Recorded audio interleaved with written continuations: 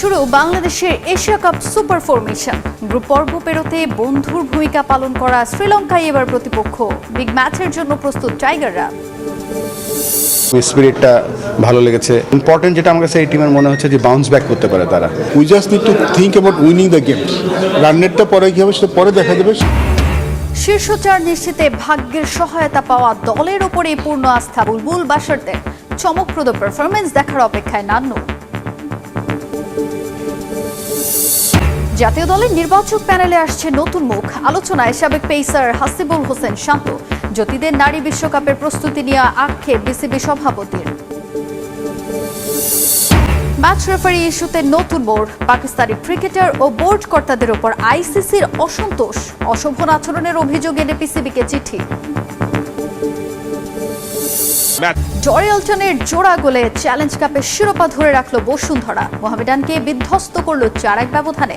কুমিল্লা স্টেডিয়ামে বেহাল দশায় প্রশ্নবিদ্ধ বাফুফে। শুরু হচ্ছে টাইগারদের এশিয়া কাপ সুপার ফোরের মিশন। সপ্তাহখানেকের কম সময়ের ব্যবধানে আবারও প্রতিপক্ষ সেই শ্রীলঙ্কা। ম্যাচের আগের দিন আইসিসি একাডেমিতে অনুশীলন করেছে বাংলাদেশ। অন্যদিকে অনুশীলন না করলেও সাম্প্রতিক সময়ে ম্যাচ খেলার অভিজ্ঞতা থাকায় আত্মবিশ্বাসী শ্রীলঙ্কা। ফুরফুরে মেজাজে টিম বাংলাদেশ। একদিন আগেও যে টুর্নামেন্টে অনিশ্চিত ছিল ভবিষ্যৎ, সেখানে এখন নতুন জীবন পেল লিটন কুমার দাসের দল। তবে গ্রুপ পর্বে শ্রীলঙ্কা ম্যাচের অভিজ্ঞতাটা ভয়ঙ্কর। কোনো বিভাগেই দাঁড়াতে পারেনি টিম বাংলাদেশ। অল্প কদিনের ব্যবধানে ঘুরে দাঁড়ানো সম্ভব তো। শন টেইট অবশ্য আত্মবিশ্বাসী। এটা নতুন একটা দিন। এই ধরনের টুর্নামেন্টের সৌন্দর্য হচ্ছে দ্রুতই ম্যাচ খেলতে হয়। দ্রুতই ম্যাচ খেলার ফলে অতীত ভুলে যাওয়ার এটা ভালো সুযোগ। যতটা সম্ভব পরের ম্যাচে মনোযোগ দেওয়ার সুযোগ থাকে। শ্রীলঙ্কার বিপক্ষে খরুচে ছিলেন মোস্তাফিজ। কাটার মাস্টারকে নিয়ে অবশ্য চিন্তা নেই পেস বোলিং কোচের। তাকে অত বেশি শেখানোর কিছু নেই। সে অভিজ্ঞ। ওর সাথে কাজ করাটা উপভোগ করি। ও একজন ভালো নেতাও। শেষ 3 মাসে এই নিয়ে পঞ্চমবারের মতো বাংলাদেশের মুখোমুখি হতে যাচ্ছে শ্রীলঙ্কা। 4 দেখায় দুই দলের জয় সংখ্যা সমানে সমান। একে অন্যের শক্তিমত্তা জানে দুর্বলতাও। সেটাই কাজে লাগাতে চাচ্ছেন দলটার ব্যাটিং কোচ।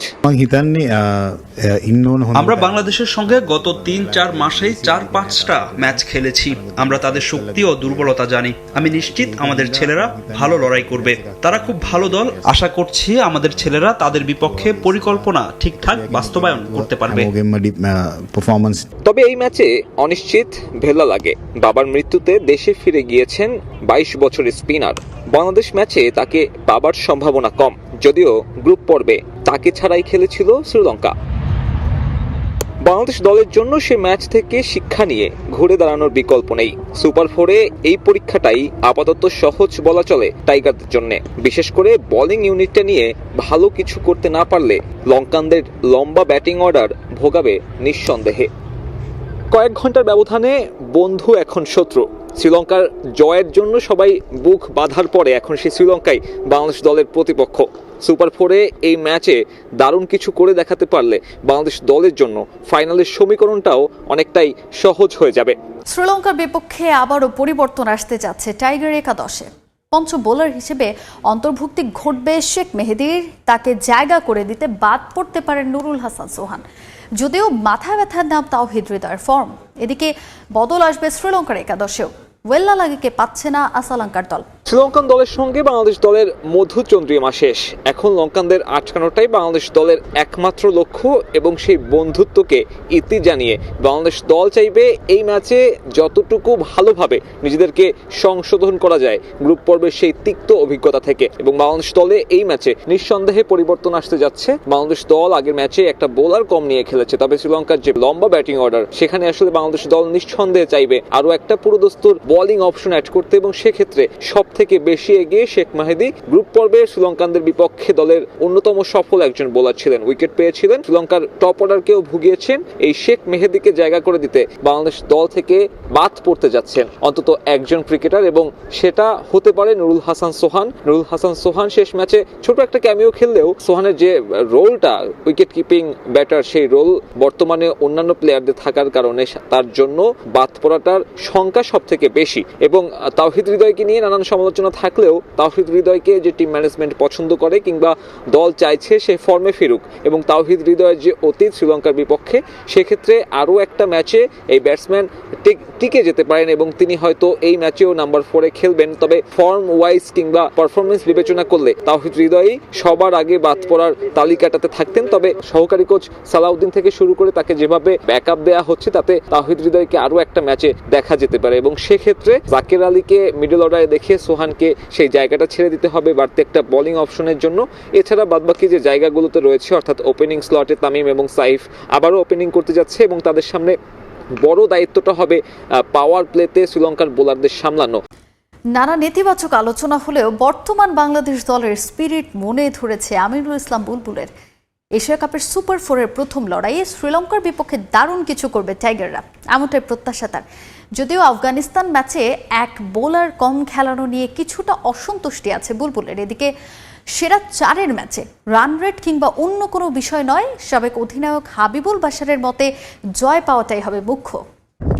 এবারের এশিয়া কাপের আগে টাইগারদের প্রস্তুতিতে বড় স্বপ্ন দেখেছে বাংলাদেশ। তবে হংকং ম্যাচে ভুল সিদ্ধান্তের পর শ্রীলঙ্কার কাছে হারে ভাটা পড়ে সেই স্বপ্নে। যদিও সেই দলটাই এখন সুপার 4-এ, তবুও নেতিবাচক কথা চারদিকে। সামাজিক মাধ্যমে চলছে ঠাট্টা, শ্রীলঙ্কার কাঁধে ভর করেই টাইগাররা সেরা 4-এ। তাদের বিপক্ষেই এবার প্রথম লড়াই লিটনদের।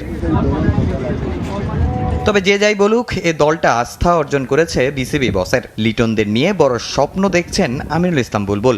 এক নম্বরে বলবো যে এই টিমটার টিম স্পিরিটটা ভালো লেগেছে। এই ফরম্যাটটা খুবই আনপ্রেডিক্টেবল ফরম্যাট এবং এই ফরম্যাটে যদি আমরা একটু ভালো করি, আমাদের কিন্তু ক্যালকুলেট করলে আমরা হয়তো আরও একটু দূরে যেতে পারবো। আমার কাছে মনে হয় যে টিম ম্যানেজমেন্ট যারা আছে তারা নিশ্চয়ই প্ল্যান করছে ম্যাচ বাই ম্যাচ।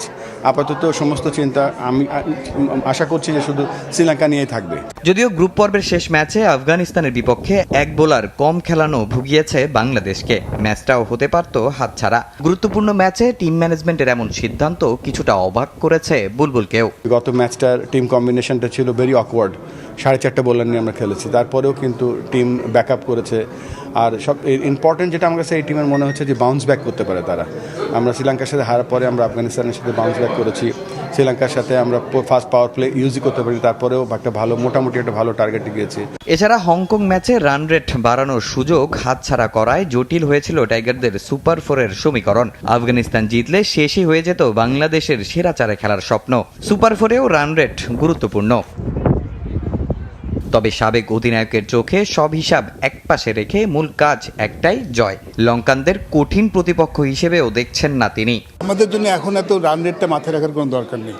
আমি পার্সোনালি বিলিভ করি আমরা যদি সুপার 4-এ যাবো, we just need to think about winning the game. Run রেটটা পরে কী হবে সেটা পরে দেখা যাবে। সেরকম পরিস্থিতি ডেফিনেটলি বাংলাদেশ সুযোগ নেবে। শ্রীলঙ্কা দলটা আমাদের পরিচিত। আমরা এই টুর্নামেন্টের প্রথম ম্যাচটা হেরেছিলাম, কিন্তু তার আগের সিরিজটাতে কিন্তু শ্রীলঙ্কাকে আমরা হারিয়েছিলাম। T20 ফরম্যাটে 4টা বোলার নিয়ে খেলা একটু রিস্কি, আমরা সবাই জানি। সেই রিস্কটা দলটা নিয়েছে, সেই রিস্কটা কাজে লেগেছে, বাট সবসময় তো কাজে লাগবে না। আমার মনে হয় যে কন্ডিশন অনুযায়ী 11 করা হয়, তার উপর ডিপেন্ড করে আসলে টিম নিশ্চয়ই সেভাবে চিন্তা করছে। এবার দেখার পালা শ্রীলঙ্কার বিপক্ষে লড়াই দিয়ে শুভ সূচনা করতে পারে কিনা টাইগাররা। সুপার 4-এ গ্রুপ পর্বের পুনরাবৃত্তি নয়, বাংলাদেশ দলকে খেলতে হবে চমকপ্রদ ক্রিকেট। তাহলেই এশিয়া কাপের শিরোপা জয়ের স্বপ্ন বেঁচে থাকবে বলে মনে করেন সাবেক প্রধান নির্বাচক ও অধিনায়ক মিনহাজুল আবেদিন নান্নু। এদিকে শিরোপা জয়ের আশা নিয়ে দলকে সমর্থন যোগাতে মাঠে উপস্থিত থাকতে চান বাংলাদেশি সমর্থকরা।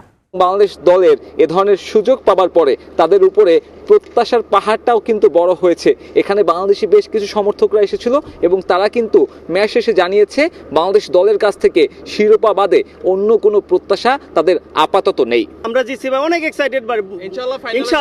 ইনশাআল্লাহ ফাইনালে যাব। ইন্ডিয়াকে পাকিস্তানকে হারিয়ে আমরা ফাইনাল খেলবো ইনশাআল্লাহ। বাংলাদেশ যাতে ভালো খেলে শ্রীলঙ্কার বিপক্ষে, আমরা এটা আশা করি। ভক্তদের মতো ক্রিকেট বিশ্লেষকদেরও আসলে প্রত্যাশা বেড়ে গিয়েছে। সাবেক অধিনায়ক মিনহাজুল আবেদিন নান্নুর মতে বাংলাদেশ দলকে এখন ভালো একটা ক্রিকেট উপহার দিলেই সুপার 4-এ ভালো ভাগ্যের কিছু একটা দেখা মিলতে পারে। আমার বিশ্বাস যে দল যেহেতু সুপার 4-এ গিয়েছে, সবাই আত্মবিশ্বাস নিয়ে যদি খেলে ইনশাআল্লাহ ভালো খেলতে পারে।